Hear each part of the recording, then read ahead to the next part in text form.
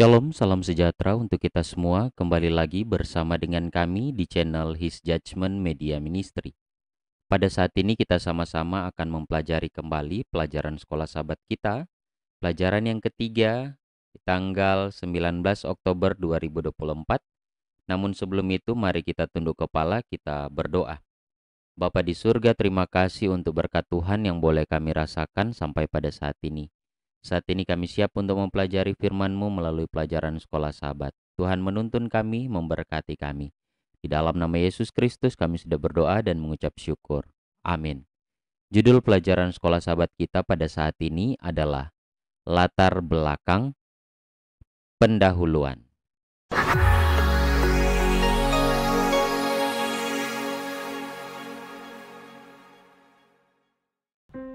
Ayat intinya terdapat di dalam Yohanes pasal 1 ayat 1. Pada mulanya adalah firman, firman itu bersama-sama dengan Allah dan firman itu adalah Allah.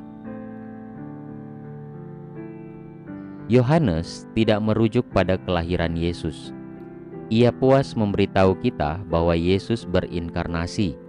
Namun sebelum itu ia memberitahu kita tentang pra-eksistensi Yesus. Ia diperkenalkan sebagai Logos atau Sang Firman, Sang Pencipta. Dalam pendahuluan Injil Yohanes, kita melihat Yesus sepenuhnya ilahi dan sepenuhnya manusia. Tuhan menampakkan diri kepada manusia.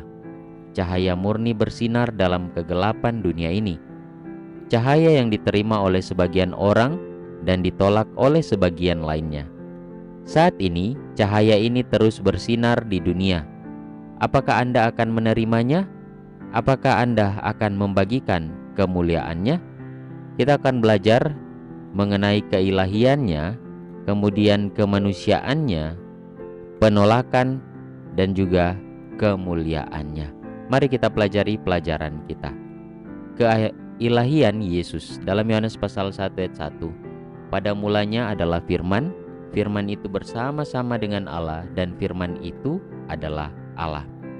Yohanes memulai dengan menyatakan 4 kebenaran mendasar tentang Sang Firman, Yesus, dalam Yohanes pasal 1 ayat 1 sampai 3. Dari pra-eksistensinya dengan kata pada mulanya, Yesus sudah ada pada mulanya. Keintimannya dengan Bapa bersama Allah. Keilahiannya, Dia adalah Allah, dan kekuatan kreatifnya, segala sesuatu diciptakan melalui Dia. Kontradiksi yang tampak antara kedua pernyataan ini jelas terlihat. Apakah Dia bersama Tuhan atau Dia adalah Tuhan? Mari kita menganalisis teks Yunani secara tata bahasa. Kata kerjanya adalah dengan Tuteos, Sang Allah. Artikel de mendefinisikan entitas tertentu, yaitu pribadi yang disebut Allah. Yesus bersama Allah Bapa. Kemudian ada Theos atau Allah. Karena tidak memiliki kata sandang, kata ini merujuk pada sifat. Kata ini menyatakan sifat ilahi Yesus, Dia adalah Tuhan. Demikian pula dikatakan bahwa Dia menjadi daging dalam Yohanes pasal 1 ayat 14, menjadi manusia. Tanpa kata sandang, maka menyatakan sifat manusiawinya. Dia adalah manusia. Kemanusiaan Yesus. Dalam Yohanes 1 ayat 14, firman itu telah menjadi manusia dan diam di antara kita, dan kita telah melihat kemuliaannya, yaitu kemuliaan yang diberikan kepadanya sebagai anak tunggal Bapa, penuh kasih karunia dan kebenaran. Jadi Dia sebagai Allah, Dia juga menjadi manusia. Kata Yunani lain yang harus kita ingat adalah kata yang Yohanes gunakan untuk merujuk kepada Yesus dalam pendahuluannya, yaitu Logos. Terjemahannya adalah firman. Yesus adalah firman. Frasa pembukanya sendiri mengingatkan kita pada kata-kata pertama kitab Kejadian. Pada mulanya Allah menciptakan, Kejadian 1 ayat 1. Dan bagaimana Allah menciptakannya? Kejadian 1 ayat 3 dan 6 dan seterusnya mengatakan dengan firman. Perjanjian Baru berulang kali menegaskan bahwa Yesus adalah pencipta segala sesuatu yang ada. Dia adalah firman yang memberikan bentuk dan keberadaan kepada seluruh alam semesta. Dalam Perjanjian Lama, Sang Pencipta mengungkapkan keinginannya untuk tinggal di antara kita dalam Keluaran 25 ayat 8. Kini, Sang Pencipta melakukannya dalam bentuk fisik. Ia tinggal di antara kita, secara harfiah berkemah, mendirikan kemahnya di antara kita. Tuhan yang Maha Kuasa meninggalkan surga dan menjadi makhluk yang tidak berdaya. Mengapa? Karena Dia sangat mengasihi makhluk yang tidak berdaya ini, yaitu kita, sehingga Dia ingin membebaskan kita dari dosa dan memberi kita masa depan di sisinya. Ada penerimaan, ada juga penolakan kepada Yesus. Yohanes 1 ayat 11 sampai 12. Ia datang kepada milik kepunyaannya, tetapi orang-orang kepunyaannya itu tidak menerimanya. Tetapi semua orang yang menerimanya diberinya kuasa supaya menjadi anak-anak Allah, yaitu mereka yang percaya dalam namanya. Pada mulanya dunia dikelilingi oleh kegelapan fisik, Kejadian 1 ayat 2. Kemudian Allah melalui firman-Nya secara fisik menerangi dunia, memisahkan terang dari kegelapan, Kejadian 1 ayat 3 sampai 4. Sekarang Allah sendiri dalam pribadi Yesus atau Sang Firman datang ke dunia yang dikelilingi oleh kegelapan rohani untuk meneranginya dengan terangnya. Yohanes 1 ayat 4 sampai 5. Tetapi dunia yang diciptakannya tidak mengenalinya dan tidak mau diterangi olehnya dalam Yohanes 1 ayat 9 sampai 11. Banyak sekali penolakan. Namun tidak semua menolak terang itu. Sebagian menerimanya dan menerimanya sebagai juru selamat mereka. Kabar baiknya adalah bahwa bagi semua orang yang menerimanya dan bagi kita semua yang percaya kepadanya hari ini, Dia memberikan kita hadiah yang indah, yaitu menjadi putra dan putri Allah. Yohanes 1 ayat 12. Kemudian bagian yang kedua tentang penerimaan atau penolakan terhadap Yesus.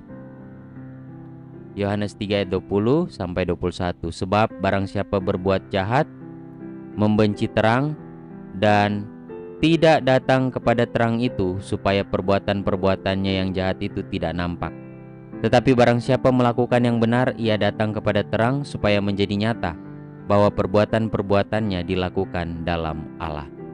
Dalam Injil Yohanes, pembagian umat manusia menjadi dua kelompok besar terlihat jelas, yaitu mereka yang menerima dan mereka yang menolak Yesus. Mereka yang menerima, mereka tidak dihukum berdasarkan Yohanes pasal 3 ayat 18. Mereka datang ke terang, Yohanes 3 ayat 21. Kemudian pekerjaan mereka dilakukan di dalam Tuhan. Apapun yang mereka lakukan, kerjakan, semua dilakukan di dalam Tuhan. Kemudian mereka menerima penglihatan dalam Yohanes 9 ayat 39. Dan mereka menjadi anak-anak terang dan tidak berada dalam kegelapan. Ini orang-orang yang menerima firman itu. Sedangkan bagi mereka yang menolak, apa yang terjadi? Mereka dihukum dalam Yohanes 3:18. Mereka tidak datang kepada terang, mereka tidak ingin perbuatan mereka dicela, mereka dibutakan, mereka akan diadili atas penolakan mereka.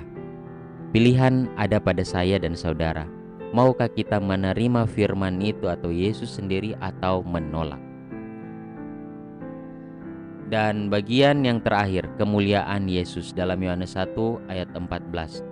Dan sama seperti Musa meninggikan ular di padang gurun, demikian juga anak manusia harus ditinggikan. Apa kemuliaan Yesus? Yohanes 17 ayat 5. Pertama-tama, kemuliaan atau kehormatan yang ia nikmati bersama Bapa sebelum berinkarnasi dan yang ia peroleh kembali setelah kenaikannya. Kemudian Yohanes 1 ayat 14. Kedua, kemuliaan menjadi manusia, kemuliaan yang pada saat itu tidak dihargai oleh manusia tetapi dikagumi oleh surga. Dan yang ketiga, Yohanes 12 ayat 23 sampai 24. Kemuliaan salib. Di kayu salib, Yesus mencapai kemuliaannya yang terbesar karena ia menunjukkan kasih Allah yang tak diragukan lagi bagi semua ciptaannya. Saudara-saudaraku, di kayu salib, Yesus dipermuliakan oleh Bapa dan Bapa dipermuliakan oleh Yesus berdasarkan Yohanes pasal 17 ayat 1. Seluruh keilahian ikut ambil bagian dalam pengorbanan tertinggi yang dilakukan bagi manusia. Yohanes 3 ayat 16. Sebagai kutipan yang terakhir. Tetapi sementara firman Tuhan berbicara tentang kemanusiaan Kristus ketika berada di bumi ini, firman itu juga berbicara dengan tegas tentang praeksistensinya. Firman itu ada sebagai makhluk ilahi, bahkan sebagai anak Allah yang kekal, dalam persatuan dan kesatuan dengan Bapanya. Tuhan Yesus Kristus, Putra Allah yang ilahi, telah ada sejak kekekalan. Sebagai pribadi yang berbeda, namun satu dengan Bapa. Dia adalah kemuliaan surga yang tak tertandingi. Dia adalah komandan, kecerdasan surgawi dan penghormatan penuh kekaguman dari para malaikat diterima olehnya. Ada terang dan kemuliaan dalam kebenaran bahwa Kristus adalah satu dengan Bapa sebelum dunia dijadikan. Saudara-saudaraku yang diberkati oleh Tuhan, kiranya lewat pelajaran sekolah sahabat kita pada saat ini boleh mengajarkan kita bahwa mari kita percaya kepada Tuhan Yesus Kristus sebagai firman. Dia sebagai Allah, dan ketika dia datang ke atas dunia ini, dia menjadi sama seperti manusia. Namun itu di dalam hal dia ingin menebus manusia dari dosa. Dan pada saat dia ada di atas kayu salib, kemuliaannya penuh hanya untuk keselamatan manusia. Kiranya kita boleh menerima dia sebagai juru selamat kita, mau hidup di dalam dia dan mengerjakan segala sesuatu dengan kehendaknya. Tinggal di dalam Tuhan menjadi anak-anak terang. Mari kita tunduk kepala, kita berdoa. Bapa di surga, terima kasih untuk berkat Tuhan melalui firman-Mu.